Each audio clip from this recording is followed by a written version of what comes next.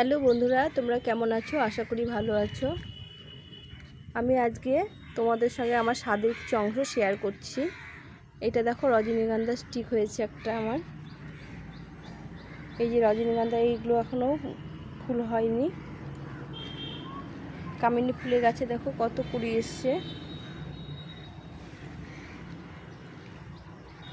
এটা আমার কাঠচাপা গাছ, দেখো বৃষ্টি পেয়ে ফুলে ভরে গেছে। গাছটা কত হেলদি হয়েছে। এগুলো আমার হ্যাঙ্গিং। দেখো হ্যাঙ্গিংগুলো জল পেয়ে কত সুন্দর হয়েছে। দেখো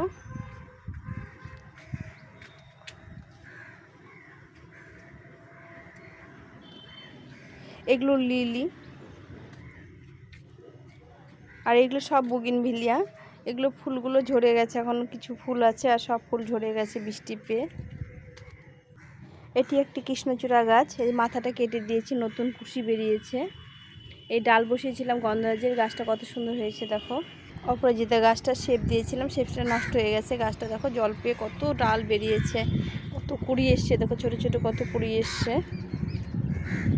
এটি আমার জুঁই ফুলের গাছ, অনেক ফুল ফুটেছিল। এদের কুড়িও আছে, তোমাদের সঙ্গে শেয়ার করেছিলাম। এখন ফুলটা কমে গেছে, আমি ডালগুলো কেটে দিয়েছি, মাথাগুলো ফুল হওয়ার মাথাগুলো কেটে দিয়েছি। এটা একটা ছোট ছোট টগর ফুলের গাছ, ছোট ছোট মিনি টগর ফুলের গাছ। এ দেখো থোকা জবা একটা ফুটেছে, কেবল ফুটছে। বৃষ্টি পেয়ে গাছগুলো কত হেলদি হয়েছে, কিন্তু ফুলগুলো সব দেখো নুয়ে গেছে। এটা লাল জবা।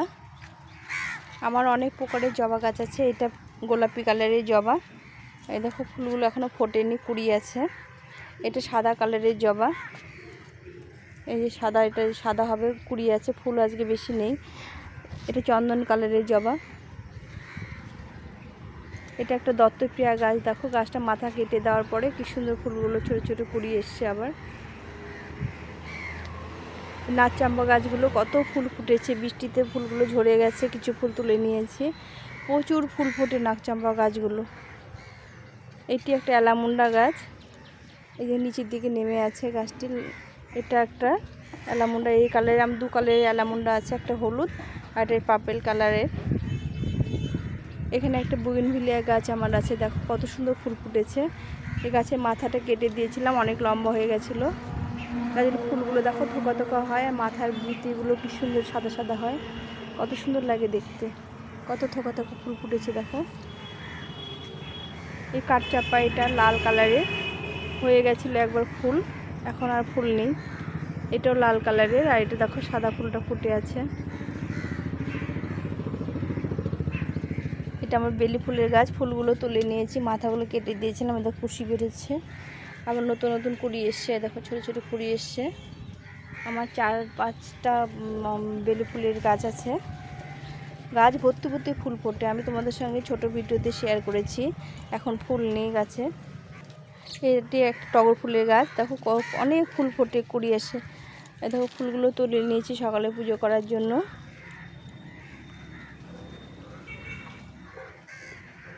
এটা একটা স্পাইডার প্ল্যান্ট প্রজাতির ঘাস গাছ, জল পেয়ে দেখো গাছগুলো কত সুন্দর হয়েছে।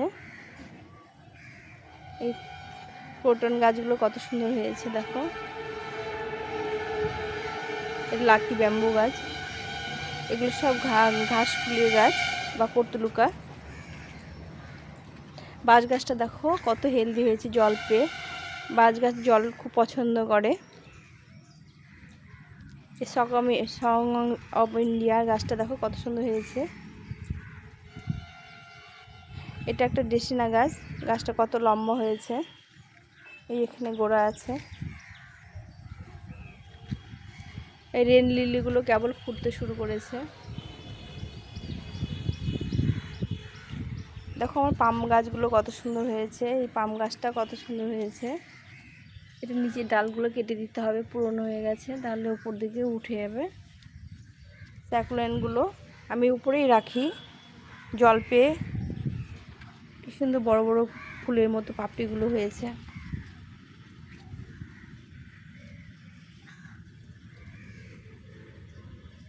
এটি একটি পাম গাছ,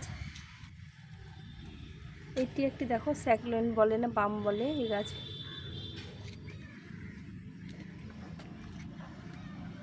মানি প্ল্যান্ট গাছটা শেপ দিয়েছি, দেখো শেপটা ভর্তি হয়ে যাচ্ছে।